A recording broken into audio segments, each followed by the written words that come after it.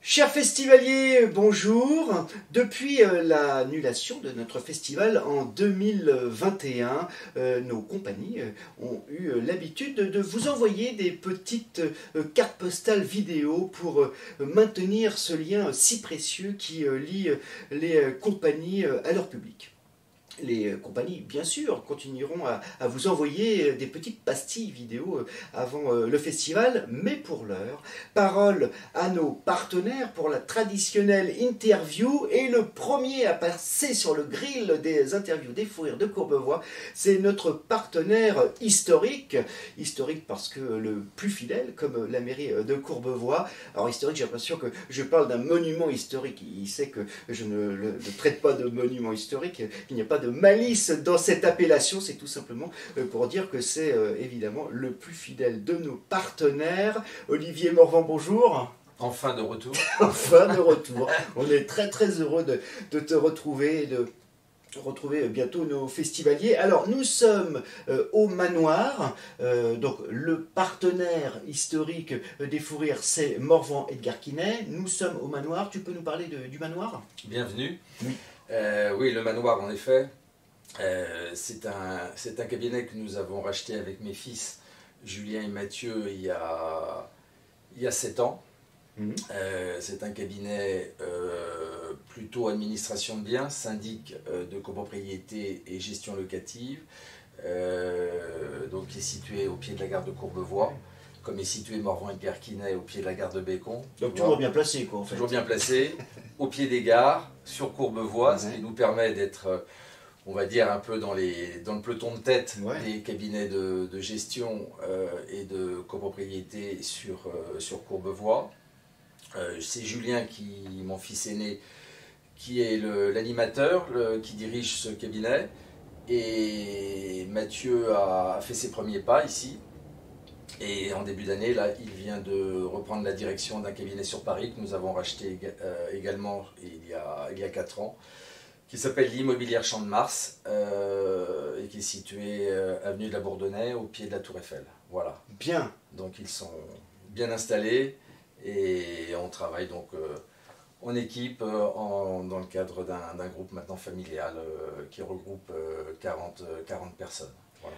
Bien, alors tout va bien pour l'entreprise Morvan Edgar Quinet, mais quand même, je voudrais quand même revenir sur ce qui nous est arrivé à tous depuis plus d'1 an. Voilà, le festival n'a pas pu avoir lieu en 2021 pour les raisons que l'on connaît.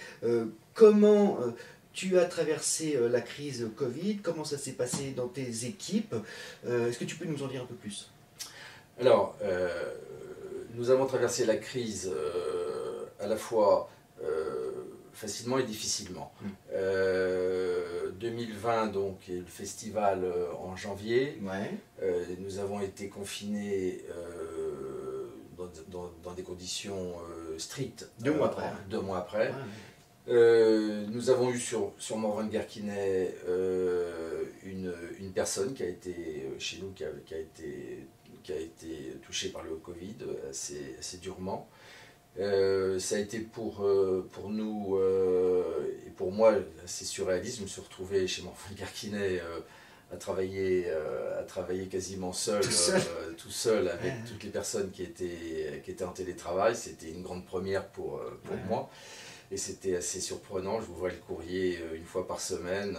C'était tout seul dans l'entreprise. C'était du jamais vu. Du jamais vu, oui. C'était particulier. Pour la personne qui a été touchée, qui l'avait été, ça a été dur, mais bon, elle s'est bien rétablie. Mais au bout de quelques mois, après, bon, on s'est adapté et on a traversé les périodes et on s'est organisé. Un peu de chômage partiel peut-être? Oui, il y a un peu de chômage partiel, organisation du télétravail, tout ça. Quant au Manoir et l'Immobilière Champ de Mars dont on parlait, le Manoir a souffert cette année. Mes 2 fils ont été touchés par le Covid et au Manoir et ils ont été particulièrement atteints par le... D'accord. Donc j'en profite d'ailleurs pour remercier les équipes, car ça a été difficile pour eux, et en particulier, je le disais, au manoir. Donc c'est l'occasion pour moi encore de les saluer et de les remercier chaleureusement. Très bien, voilà. Le message est passé, je suis sûr que ça leur fera plaisir. On aime bien toujours les compliments, bien sûr, ça fait plaisir surtout venant du patron. Alors on ne peut pas parler de Olivier Morvan sans aborder l'art, le théâtre bien sûr, mais pas que. Olivier Morvan c'est aussi la peinture, donc là nous sommes devant une peinture de Fat, c'est une acquisition de l'année dernière si je ne m'abuse. Si on est devant cette peinture, c'est que ta prochaine acquisition Olivier, c'est aussi un Fat. Tu peux nous en dire plus sur Fat? Oui, c'est un artiste, c'est un jeune artiste qui a 30 ans, d'origine ukrainienne, que j'ai connu il y a quelques années dans le cadre d'une galerie. C'est un artiste qui a la particularité de travailler sur du mobilier urbain et à qui j'avais confié l'horloge de la gare de Bécon. Oui. Quand ils ont démoli la gare, j'ai récupéré l'horloge. On l'avait vu. Je lui ai donné l'horloge et il m'a graffé l'horloge et il m'a fait cette œuvre que tu connais. Tout à fait. À la gare de l'horloge que j'ai mis dans le hall de l'immeuble. On l'avait passé. Donc je suis très très fier et très heureux d'avoir tous les jours quand je rentre dans le cabinet. Et donc je lui ai fait faire ce tableau l'année dernière pour les vœux de 2021. Donc ça c'est une offre sur commande, Sur commande, tout à fait, tout à fait. C'est pour ça qu'il y a marqué pour vendre, pour louer, pour gérer. Et cette année, enfin pour 2022, je lui ai commandé une nouvelle œuvre avec un autre héros qui est tout à fait sympathique, très mignon, et dont tu auras la primeur prochainement. Ah, d'accord, très bien. Et qu'il va également nous adresser un message, je crois, très ressemblant. Donc ça sera la prochaine carte de vœux, c'est ça? Ça sera la prochaine carte de vœux, voilà. Très bien, très bien, très bien. Alors Olivier, parlons de notre partenariat. Ça fait donc la 6e année que tu nous suis. On en est évidemment très touchés, mais je ne te cache pas qu'on s'est posé la question avec le Covid, est-ce que notre partenaire historique allait nous suivre? Est-ce que tu as hésité à nous suivre? Est-ce que tu t'es dit, voilà, c'est peut-être le moment de faire des économies parce que la période n'est pas si facile que ça?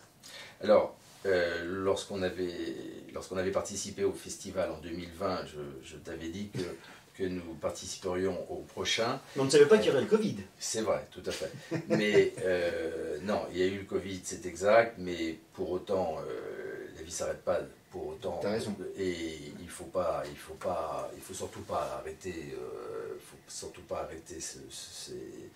je dirais, ces actions, et je n'ai pas pensé un seul instant de quitter les fourrières de Courbevoie. C'est gentil. Donc au contraire, je reste bien évidemment aux côtés du festival, et donc je serai présent bien volontiers. Il n'y a pas de souci là-dessus, ça me fait très plaisir d'être à vos côtés. On en est très ravis, tu le sais bien, on est vraiment très fiers aussi de vous avoir à nos côtés. Alors, justement, puisqu'on parle du festival, tu as regardé la programmation qui est toujours très éclectique, mais avec un fil conducteur, le rire. Si on regarde les 8 pièces, donc y compris l'apéro théâtre, qui revient en force cette année, ça a été une nouveauté en 2020, à la demande générale, parce que ça a eu beaucoup de succès, on repropose à nos festivaliers l'apéro théâtre au Cabaret Jazz Club. Donc si on regarde l'ensemble de la programmation, quelle pièce, comme ça, à chaud, te tente le plus? Alors, bien sûr, j'ai pas vu les pièces, mais tu m'as commenté un petit peu les pièces. J'ai vu qu'il y avait il y avait quelques pièces qui parlaient un peu d'argent. Oui, un petit peu. Un petit peu de... Bon, la première m'intrigue un peu. L'abondance de biens ne nuit pas, quoique.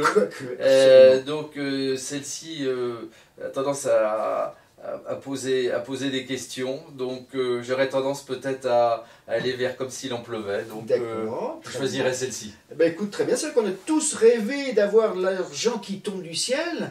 Mais jusqu'à quel point? Oui, tout à fait. Eh bien, les festivaliers découvriront le mystère. Peut-être que le mystère sera levé, mais avec Sébastien Thierry, on n'est jamais à l'abri d'une surprise. Et enfin, dernière question qui n'était pas prévue, mais je te la pose quand même. Est-ce que je peux compter sur toi, j'ai envie de dire, comme d'habitude. 2023.